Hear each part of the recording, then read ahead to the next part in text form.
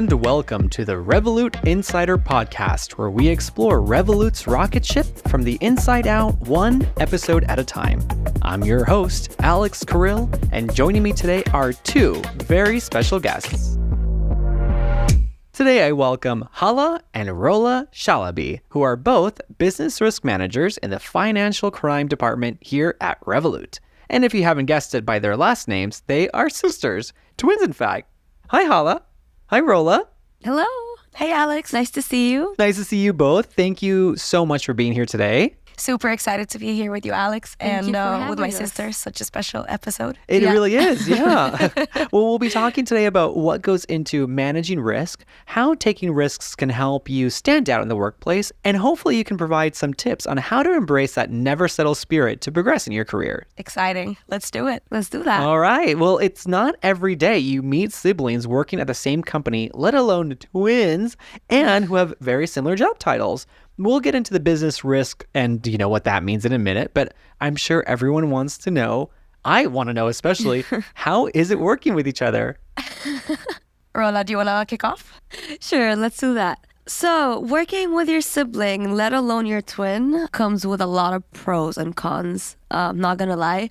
It's a weird experience, but given the fact that we grew up with each other, we got used to doing everything together. It's not that much of a hassle for the both of us. I think it's quite enjoyable to work with your sibling. You understand each other. You work in a way that the other understands your weaknesses, your strong points. I enjoy it. Sometimes it gets annoying. I mean, she's my twin sister after all. But I would say overall, I enjoy working with my twin sister. To add to that, we're two completely different people. So it really helps out with projects where you need two heads or you need two point of views. So you finish a project and then you ask your sister, hey, what do you think of this? And then she comes out with these weird points and you're like, I never thought of that. Thank you.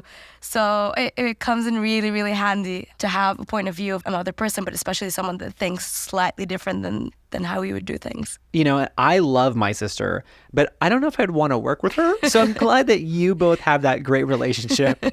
Are you able to separate work and personal family life, or do you talk about work over dinner sometimes? It depends on the day, really.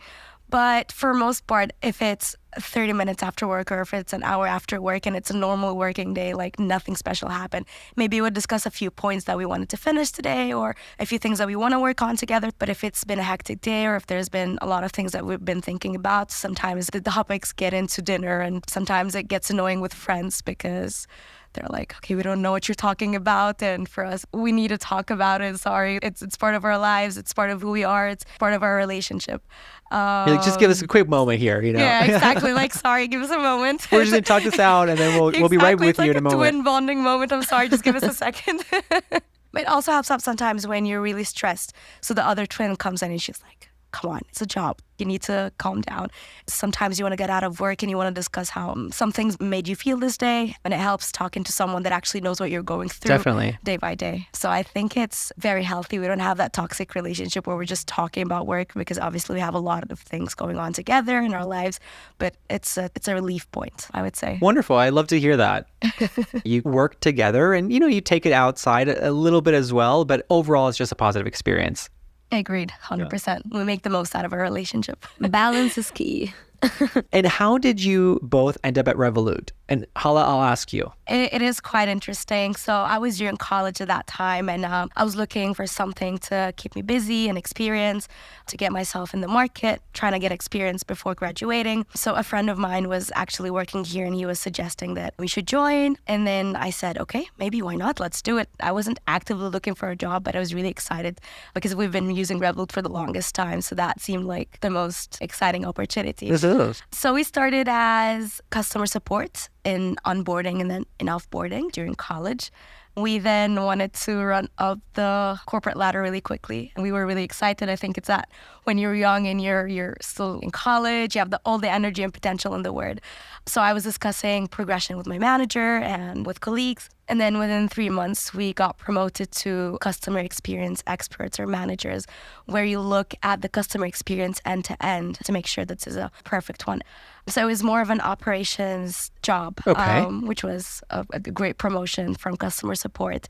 We got a lot of exposure, we got a lot of experience, but we've always had our mind towards financial crime. That is a huge realm that we wanted to explore.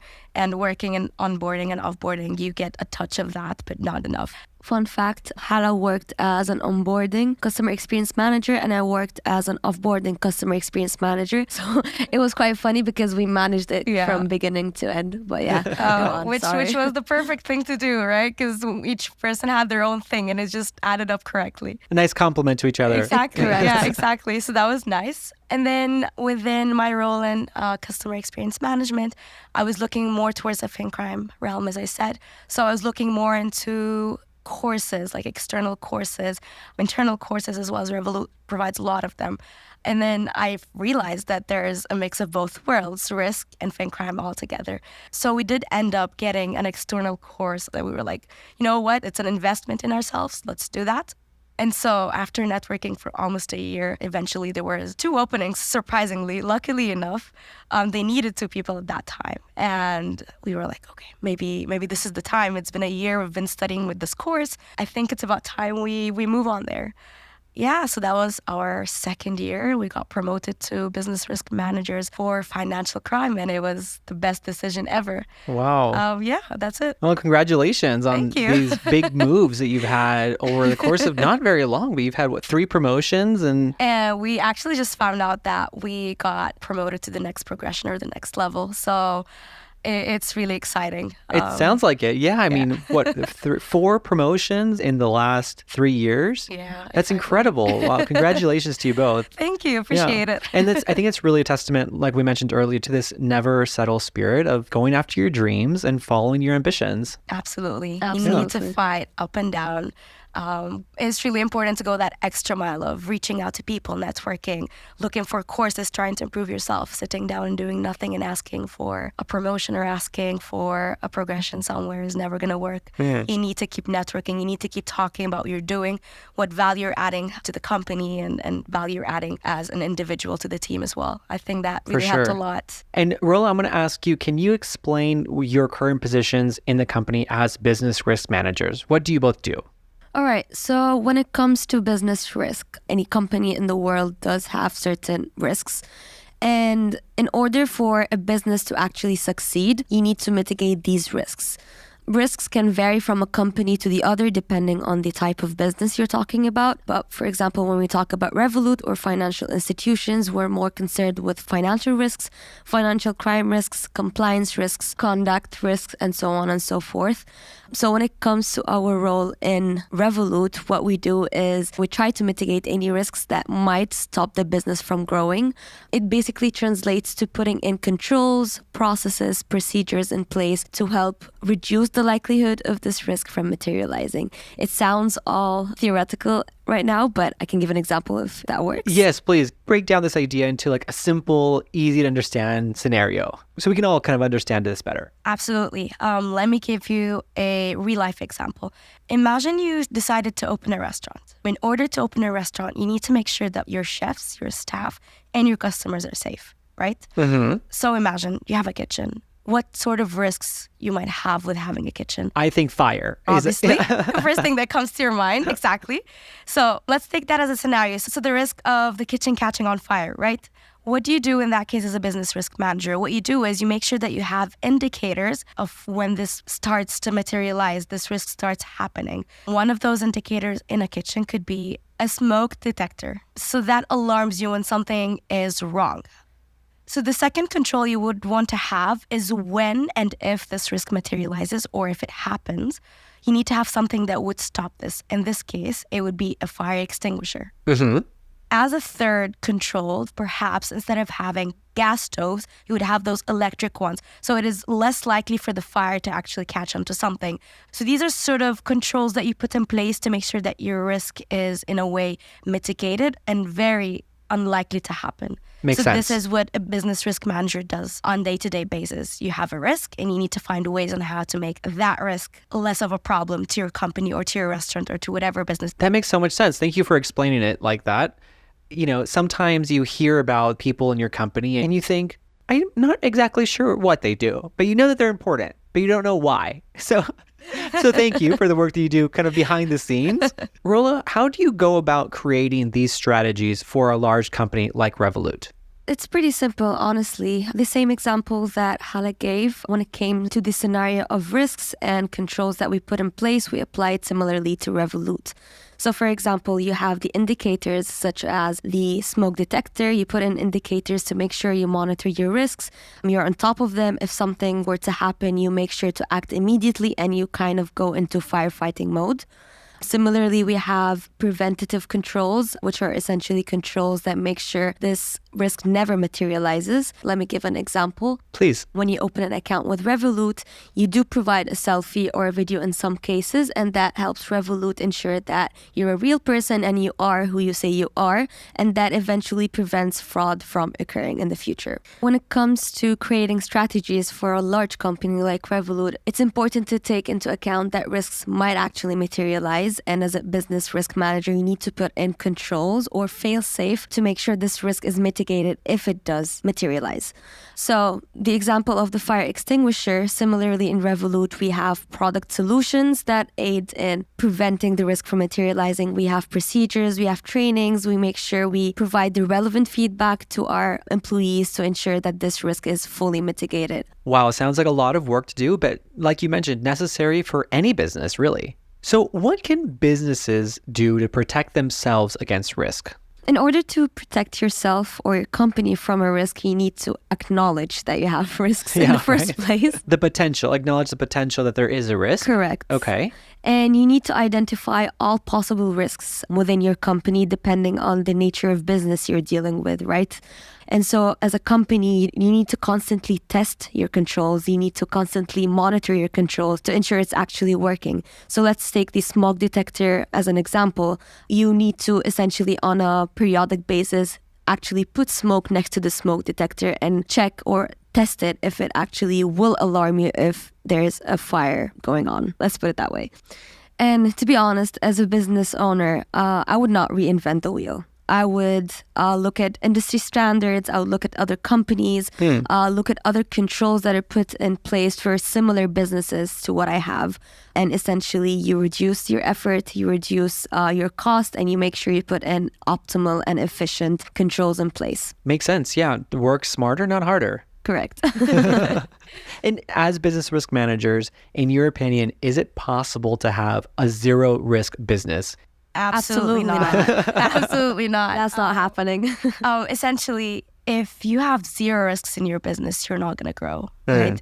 Growing comes with its own risks. And in order for a business to grow, we need to mitigate these risks to the point where you are safe, but you're growing. You cannot have a zero risk business. You're not going to grow, whether it's in life, whether it's in a business, but you need to take risks in order to go somewhere. You need to take a risk in order to grow.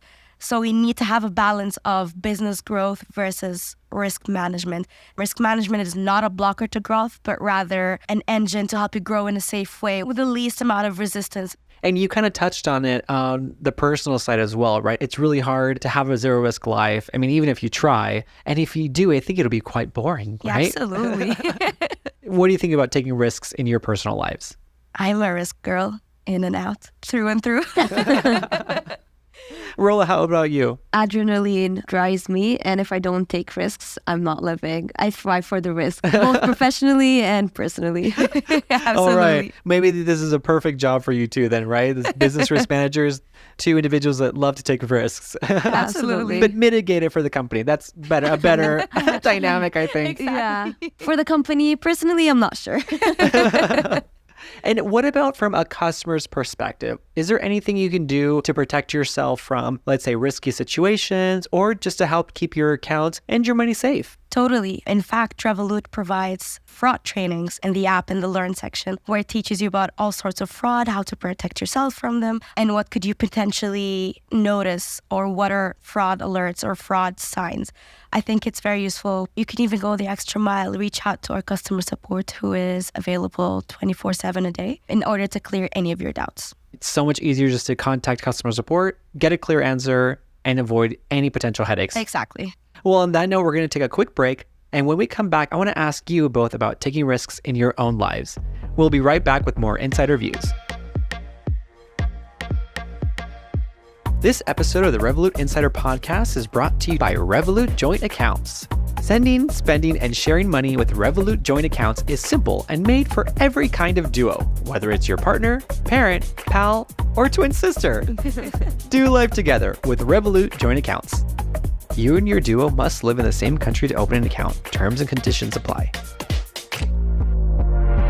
And we're back on the Revolut Insider Podcast. I'm chatting with not one, but two business risk managers here at Revolut who just so happen to be twin sisters, Hala and Rola. Good to be back. Again. Do you enjoy doing stuff together outside of work too? Or are you just like, okay, we've worked together all day, I'm good? It's a very sensitive question because I might get the... What do you mean sensitive? All right, Rola, you go first. You tell me what you think. It's definitely good to have a support system, like each other to lean on. There are two types of twins. You've got the twins that are nothing alike. They don't like each other. And then you've got the twins that tolerate each other, right? Okay, I see it. And actually do things together. Luckily, we're both quite connected. We share similar interests. Although we do have some conflicts, both in work and personally, but it's definitely a joy to share this journey with her. Oh, that's really sweet. Hala, what do you think? I don't know what to say about that. It was all good. It was fine. It was pretty positive. Yeah. I do enjoy doing stuff outside of work with her, though we do have certain things that we do differently. She likes reading books. I like watching Netflix more. I like yoga. She likes gym. Well, I'm sure it's nice having a support system like each other to lean on. How has going through your career journey together helped or maybe hindered your ability to take risks? Quite the opposite, actually. Hala definitely did not hinder my ability to take any risks. In fact, she was my biggest motivator in a way and my biggest push to move forward. Hala's a very ambitious person and I'm quite of a scaredy cat, let's say. I need this push to go for something. And so with her support and her ambition and her ability to just take on risks and her never settle spirit was definitely a huge motivator for me. I mean, we've been promoted, 4 times at this point? And I would say the hugest driver for that was her ambition and her push for us, you know. So yeah. Hala, I hope you have the same sentiment towards me. Absolutely.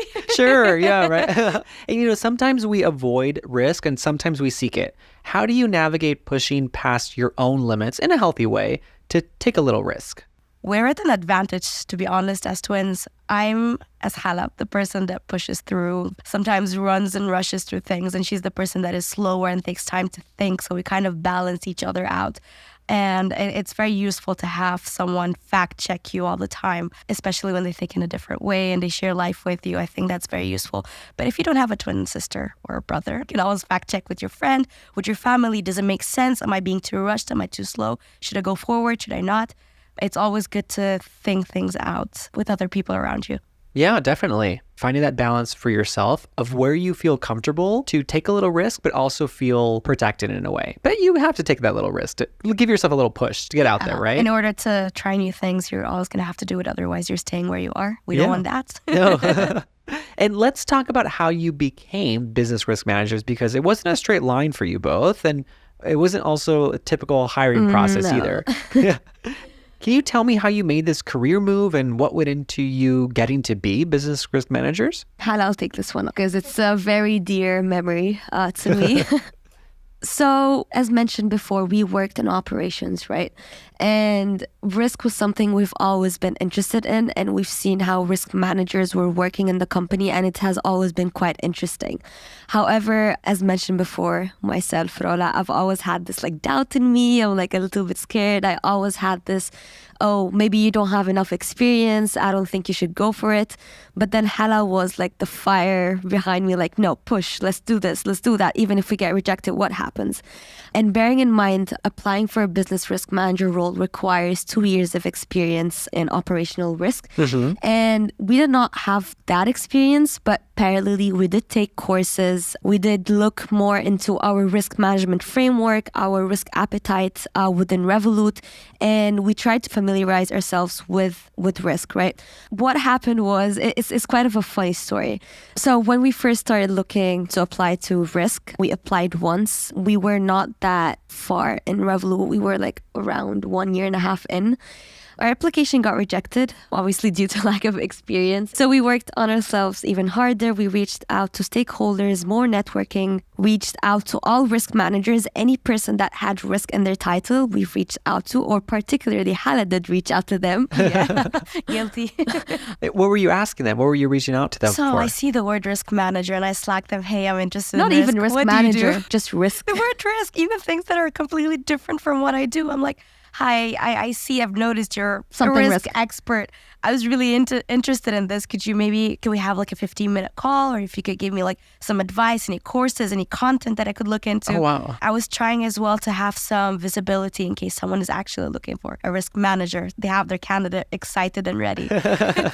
Yeah, and we've applied for the second time after reaching out to all of these people. We got rejected, surprisingly It's enough. fine. It's okay. It was worth it at the end. Yeah, we know where the story goes, so it's okay. But You know, our egos were a little bit hurt, but we were like, it's fine, never I think settle. that We'll our get third there. time was the lucky charm. Yeah, third time. They say third time's the charm. and what was different that third time? Yeah, Hala, I'll leave you take this piece. I think it was integration and further networking. It wasn't really enough to talk to people online. I think it needed a sense of Highlanderla showing up and showing what potential we do have. There was this one week, a very special week to my heart, very exhausting, but very special, where we were still in university. It was our last semester. We had our thesis going on, we had our exams going on, but even more importantly, at work, we had this Think Crime conference happening in our city, right? And it was full of Revoluters, people from the department we wanted to work in. So that week, we went into that conference, meeting these people, introducing ourselves like, hi, this is Hala, this is Rolla. We're working in onboarding and offboarding for customer experience. Good to meet you. It was very useful as well for our jobs at that time, because when you know someone in person, it really helps you out in your day-to-day activities, right? After that conference, we went for a work social event where we were just talking to everyone. And then one of our colleagues went to everyone saying, did you know they're twins? One works in onboarding, the other works in offboarding. To every single person. So it was an easy introduction to everyone. But then after, we had an exam the next day, 8 a.m. Oh, wow. In college. This is when In you're going to college. university. It was in another city. We had to travel 3 hours by train, right? Wow. This social event happened around 10. We took a bus around midnight. Arrived around 5 a.m., studied from 5 a.m. up until 8 a.m., took the exam, took that bus back, went straight to work. Wow. And that was one of the most, Exhausting but rewarding weeks in I our would life. say so. I think that day changed a lot for me. If it wasn't for that social event where I spoke to people, a lot would not have happened after. I do not regret it. My sleeping schedule was not very happy, but my current self, future self, is thanking me for that day and for the running around with the exams and the buses and everything. Wow. So Never yeah, settle, never. never. So, I mean, if that's not a prime example of the never settle spirit, I don't know what is. So congratulations to you both. Really, it's a testament to if you put your mind to something, it's just a matter of time before you achieve it. So really, congratulations. Absolutely agreed. Thank you.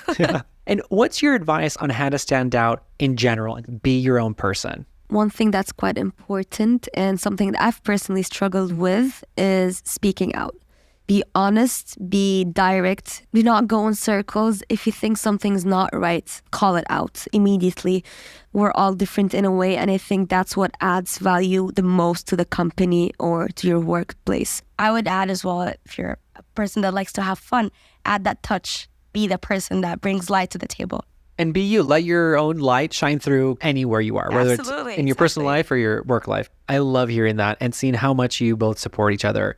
Okay, one more question about risk. Is it worth it? Absolutely. Take risks, take that leap of faith, push through, and it's going to take you places you never thought you would be at. Or exactly where you wanted to be? Exactly. Okay, one final question to each of you. What advice would you give to yourself when you were just starting out in your career? I'll ask you first. If I could give advice to myself when I just started out, I would essentially say, Hala, do not take it personal. Everyone is trying to do their job. Everyone is having their own day as you are. Do not take it personal. I like that. And Rilla, what about you? Stop self-doubting. Stop it with this imposter syndrome. Believe in your skill set, believe in yourself, and know that you're making an impact, a positive one. So believe in yourself and push through. What a great note to end on. Believe in yourself and push through. Well, thank you both so much for being here today. I really appreciate it. Thank you so much. Super happy to be here with everyone and with you, especially Alex. Oh, no problem. It's my pleasure, really. And thank you, Alex. And I'm happy to share this experience as well with my twin sister. Oh, I'm glad to have been a part of it. So thank you and never settle. That's our motto. Thanks again. And thank you, insiders, for listening. You can follow us to stay updated on the next episode and check out what we're up to on Instagram at Revolut Insider. Thanks for tuning in to the Revolut Insider podcast, where we explore Revolut's rocket ship from the inside out. Until next time, remember, the sky's not the limit, it's just the beginning. Revolut. Change the way you money.